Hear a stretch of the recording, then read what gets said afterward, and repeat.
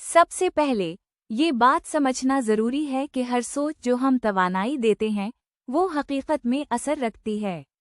अगर हम किसी चीज़ के बारे में मनफी सोचें या ये कहते रहें कि मैं खुश नहीं हूँ या मेरे पास पैसा नहीं है, तो ये हमारी ज़िंदगी में उसी तरह की हालत पैदा करेगी। मरकज़ी निकात, ख्वाहिशात की वजाहत और यकीन।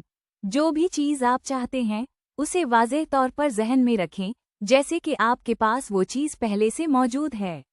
विजुअलाइजेशन, तसव्वुर करना, मुस्तक़बिल के बारे में सोचना नहीं, बल्कि तसव्वुर करें कि आपके पास ये चीज़ पहले से मौजूद है। मिसाल के तौर पर अगर आप यूनिवर्सिटी में दाखिला चाहते हैं तो अपने आप को वहाँ खुश और कामयाब देखें, ना कि सिर्फ दरख्वास्त की उम्मीद में रहें। पॉजिटिव तवानाई, मनफी और खौफज़दा ख़यालात के वक्त फ़ौरन विजुअलाइजेशन ना करें। पहले खुशी, सुकून या कामयाबी के एहसास को महसूस करें, फिर तसव्वुर करें कि आपकी ख्वाहिश पूरी हो गई है। मुसलसल मश्क, सिर्फ एक बार सोचने से काम नहीं चलता। अपनी सोच और गुफ्तगू में मुस्तकिल मुस्बत रहें। माजी की तकालीफ से आज़ादी, पुरानी तकालीफ या ट्रामा को आज़ाद करने के लिए परेशान ख़यालात को कबूल करना और छोड़ देना जैसी मशक़ें करें।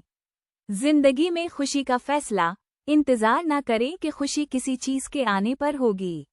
आप खुद अभी खुश हो सकते हैं, क्योंकि आपकी असल फितरत खुशी है।